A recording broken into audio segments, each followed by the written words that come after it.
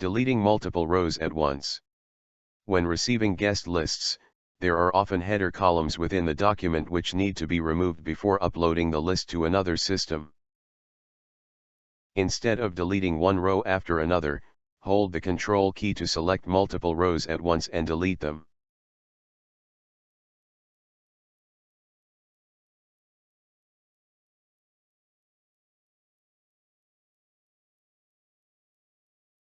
If you are dealing with larger guest lists, this may still take too long to complete the task. To apply an even faster way to delete all empty rows of a sheet, use the filter function.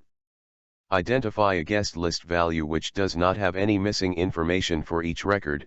In our case this would be the first name or last name column. Apply a filter for this column by clicking on Sort and Filter. Click the drop-down and remove the tick in the checkbox, select all.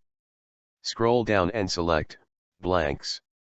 Your sheet should now only display the empty rows.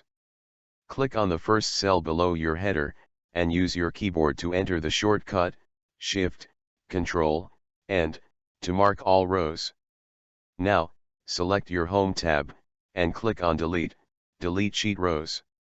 Finally, remove the filter, and all empty rows have been removed.